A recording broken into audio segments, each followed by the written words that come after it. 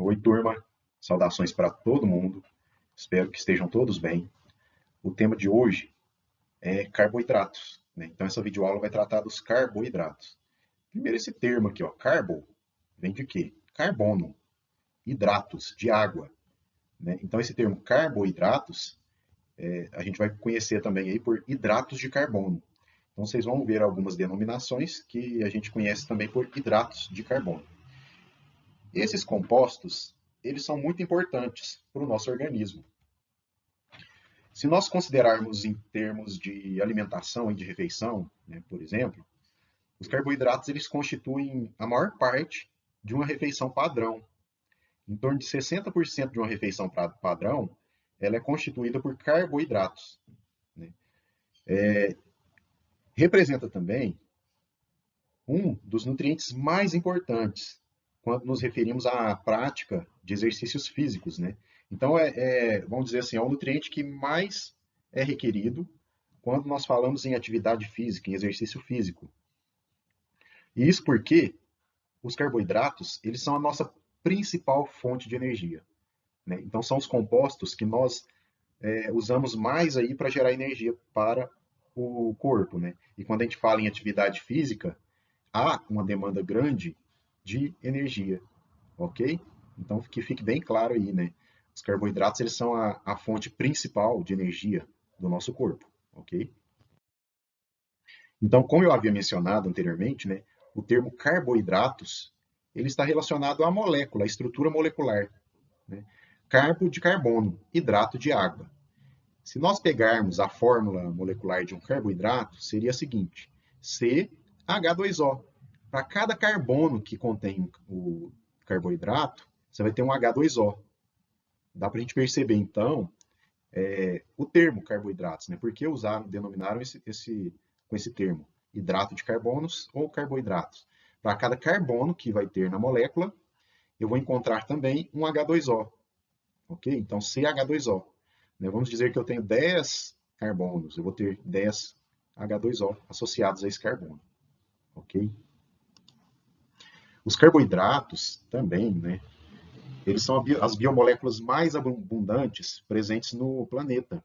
São as moléculas que mais acontecem no mundo aí. A cada ano, o processo que a gente conhece por fotossíntese, realizado pelas plantas e micro-organismos, como algas, né, esse processo ele converte 100 bilhões de toneladas de CO2 e água em celulose e outros carboidratos. No nosso organismo, os carboidratos eles são oxidados para a geração de energia. Então, como eu citei, né, os carboidratos eles são a principal fonte de energia do nosso organismo. Então, a oxidação, ou seja, a quebra dos carboidratos pelo nosso corpo, que ocorre dentro das células aí, né, em organelas conhecidas aí por mitocôndrias. Então, essa oxidação leva à geração de energia. Isso é muito importante, ok? A oxidação dos carboidratos gera energia que é usada para a manutenção do organismo. Outro fator muito importante com relação aos carboidratos é que o amido, por exemplo, e a sacarose, eles são as principais fontes alimentares em algumas regiões do mundo. Alguns polímeros de carboidratos, eles fazem parte da parede celular de plantas, como é o caso da celulose. Participam de parede celular de bactérias, né? E outros polímeros, eles fazem parte do tecido conjuntivo de humanos e animais, de forma geral. Outros polímeros de carboidratos, eles servem para lubrificar as nossas articulações e também auxiliam no reconhecimento de um tipo celular com outro tipo celular, né? E na associação entre as células, ok? Existem outros polímeros ainda de carboidratos que estão associados a proteínas, estão ligados a proteínas ou lipídios. Neste caso, nesses dois casos, então tem polímero de carboidratos ligados a proteínas ou lipídios. Nesses casos, nós chamamos eles de glicoconjugados. Esses glicoconjugados no nosso organismo, eles servem para determinar aí, né, eles servem como sinais, na verdade, para determinar a localização dessas moléculas, onde elas devem estar, ok? Onde que essas moléculas híbridas aí, que tem carboidrato, lipídio e proteína, devem se localizar. Isso serve ainda para determinar o destino dessas moléculas. Elas devem ser degradadas ou elas devem seguir uma outra via metabólica. Tudo isso ocorre devido a essa marcação, vamos dizer assim, com um carboidrato ou um lipídio. Aliás, com uma proteína ou com um lipídio. Então, como eu mencionei já, né, tem alguns polímeros de carboidratos que eles vão servir como lubrificantes articulares, participam dessa lubrificação. Né? Então, mostrando isso aqui tudo, né, a gente tem uma ideia da ampla função que apresentam as moléculas chamadas carboidratos.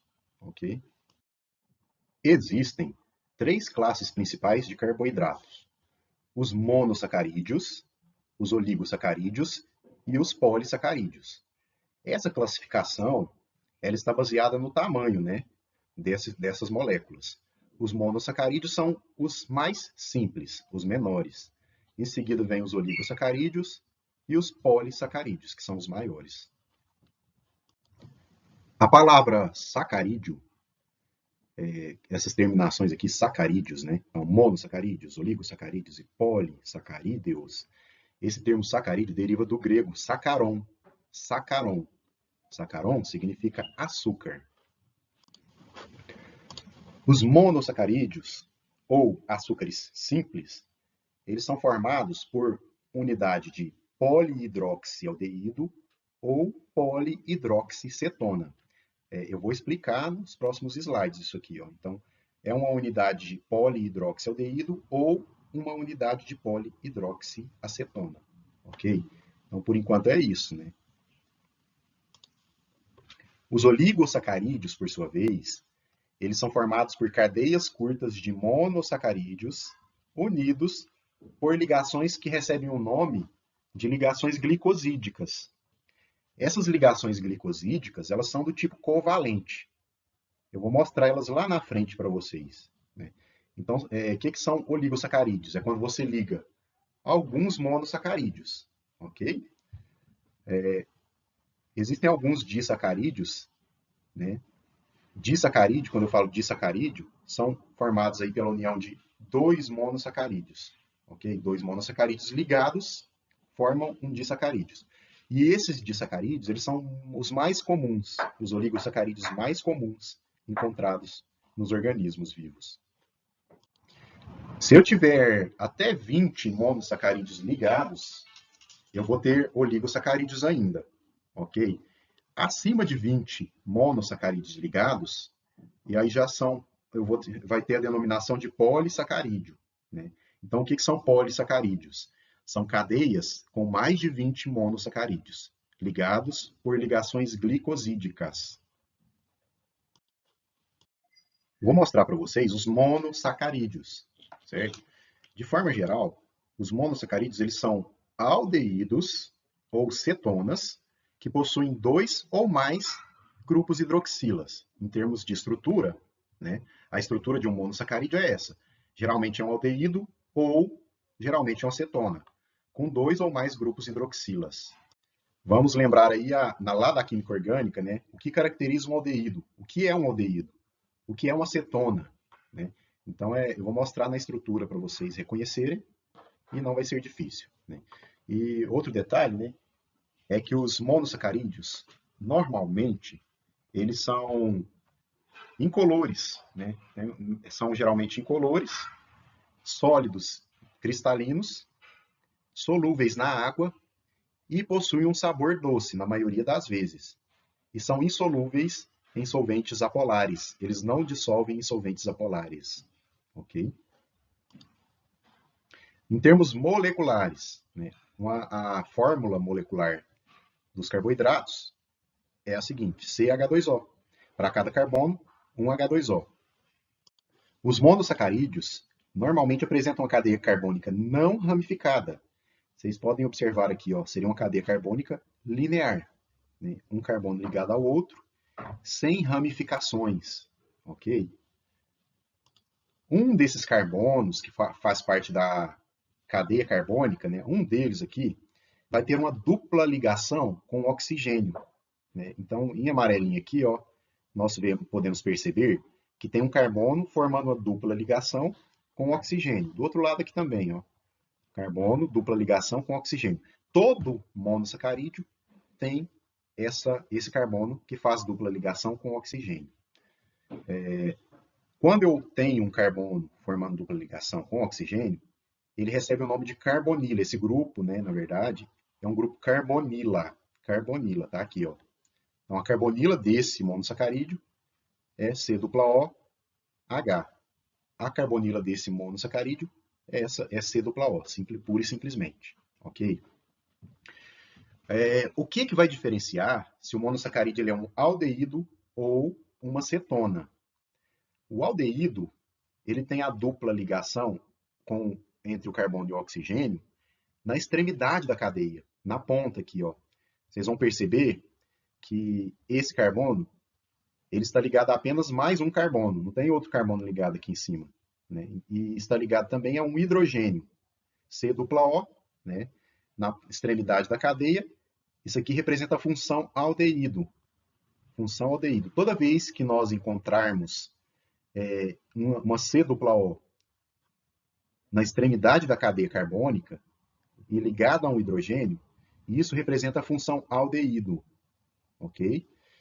Se a dupla ligação com o oxigênio estiver no meio da cadeia, aqui no caso ó, entre os carbonos 1, 2 e 3, entre os carbonos 2 e 3, está entre dois carbonos, ó, essa C-O está entre dois carbonos, isso aqui recaracteriza a função cetona, ok?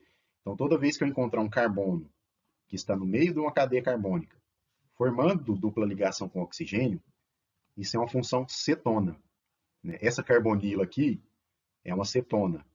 Essa carbonila aqui é um aldeído, porque a carbonila está na extremidade, aldeído.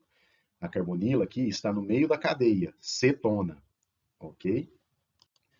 Então, recapitulando aí, toda vez que eu falar em monossacarídeo, o monossacarídeo vai ser um aldeído ou uma cetona. Quando é aldeído? Quando a carbonila está na extremidade da cadeia. E quando é cetona? Quando a carbonila está entre dois carbonos, esse e esse, por exemplo. Ok?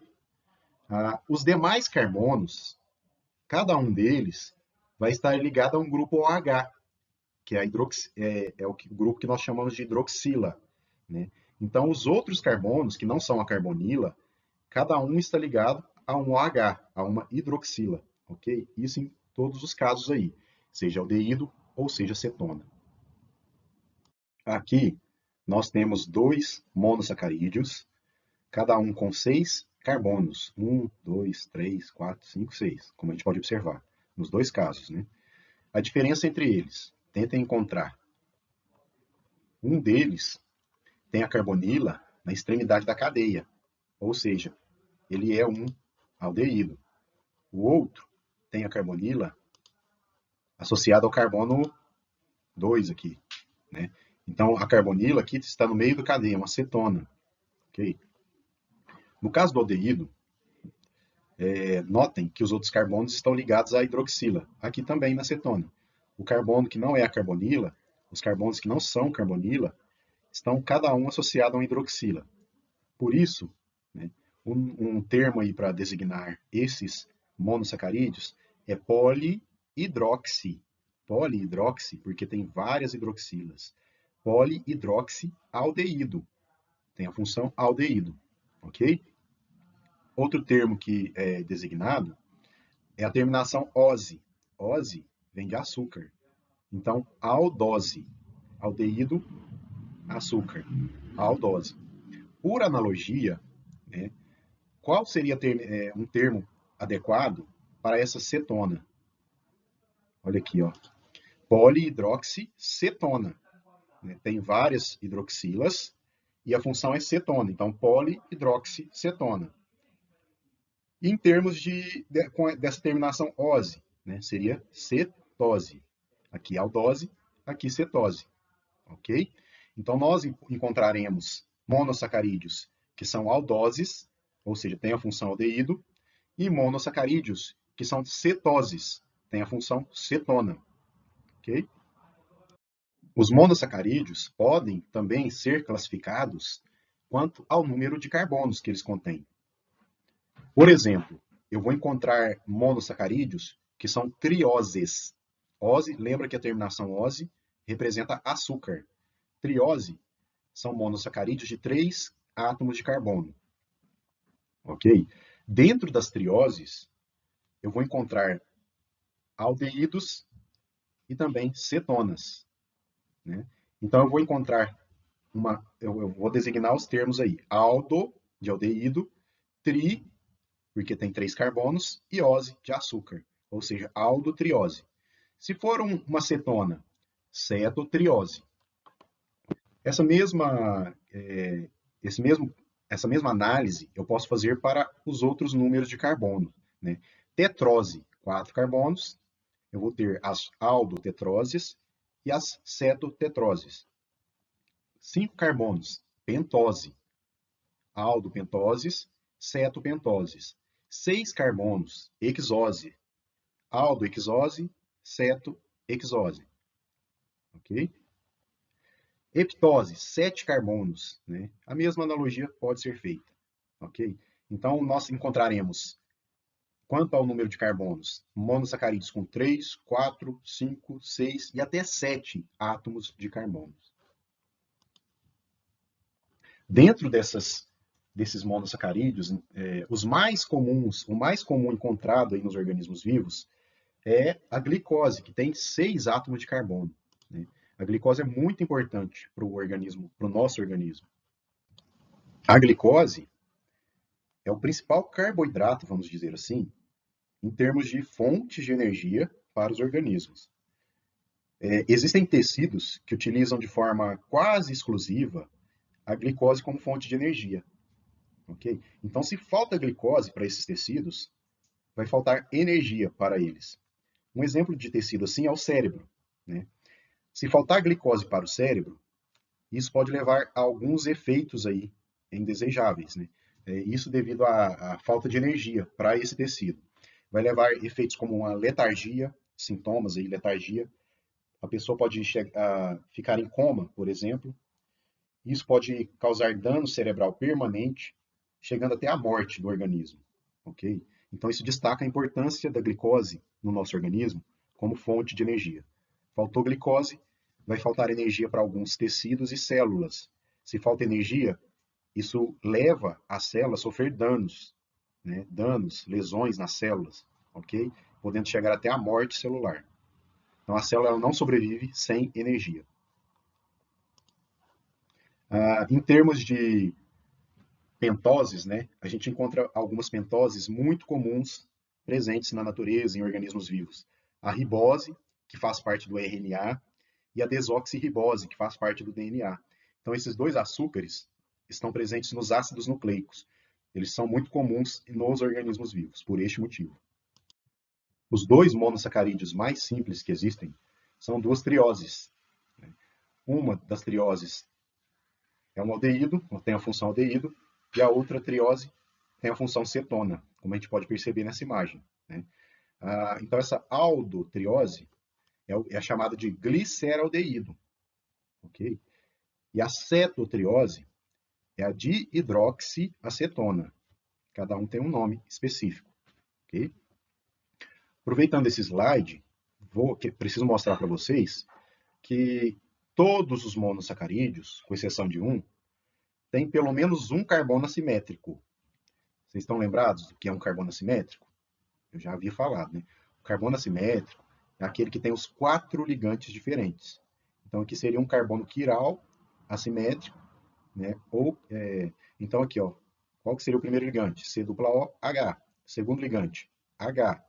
Terceiro ligante, COH3, aqui, ó. Então, aqui, e a hidroxila, como quarto ligante. Então, não tem nenhum ligante igual ao outro. São os 4 ligantes diferentes, né? Esse carbono é chamado de carbono assimétrico, centro-quiral ou carbono quiral. Já falei quando eu falei dos aminoácidos. O único monossacarídeo que não tem carbono assimétrico é a dihidroxiacetona, ok? Então, ele é o único monossacarídeo sem carbonos assimétricos. De forma semelhante aos aminoácidos, nós vamos encontrar os monossacarídeos em duas formas. Uma forma que é a D, né, D monossacarídeo, e a outra forma que é a forma L do monossacarídeo.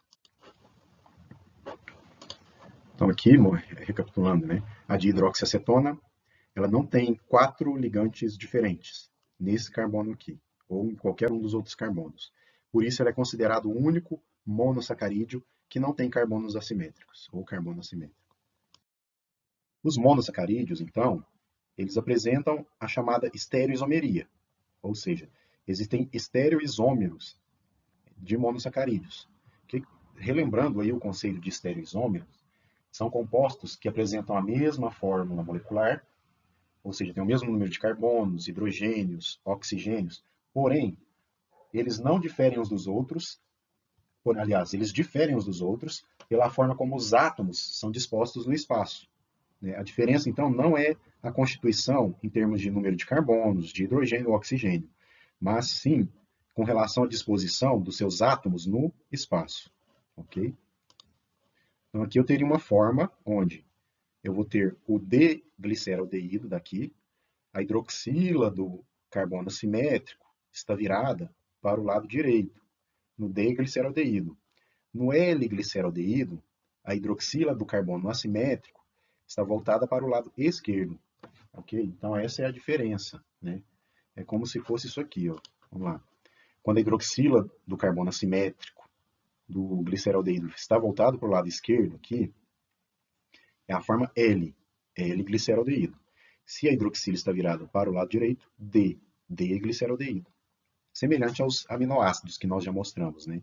Porém, quando eu falo em aminoácidos, o grupamento amino é usado como referência. E aqui nos carboidratos, a hidroxila é usada como referência. Então, todos os monossacarídeos possuem um ou mais carbonos assimétricos, com exceção, como eu já disse, da hidroxiacetona. Como é que eu vou saber se vai ser o estereoisômero D ou L? Se por exemplo, aqui, ó, eu tenho um monossacarídeo que tem 4 carbonos assimétricos, ok? Aqui também tem 4 carbonos assimétricos. Como é que eu vou saber qual carbono que eu vou usar de referência? Né? Então, eu sei que a hidroxila virada para o lado direito é a forma D, e a hidroxila virada para o lado esquerdo é a forma L. Né? A referência, o carbono referência, sempre vai ser o último carbono assimétrico da cadeia, certo? Qual é o primeiro carbono do monossacarídeo? É o carbono sempre aqui o mais próximo à extremidade, que tem a carbonila. Né? Então, carbono 1, carbono 2, 3, 4, 5 e 6. Aqui é a mesma coisa, carbono 1 até o 6. Né? O que acontece aqui, então, é que eu vou usar o gliceraldeído como referência. Né? O gliceraldeído só tem um carbono assimétrico. Quando o carbono assimétrico do gliceraldeído tem a hidroxila virada para o lado direito, é o D-gliceraldeído.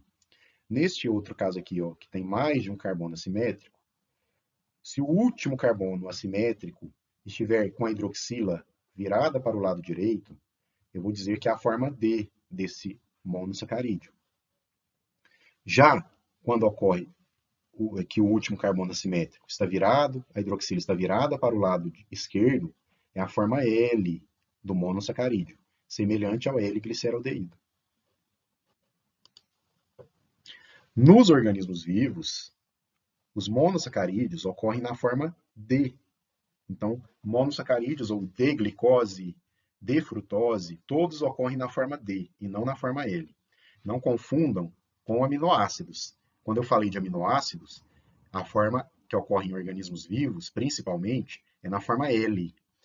Nos monossacarídeos, ocorre na forma D, nos organismos vivos.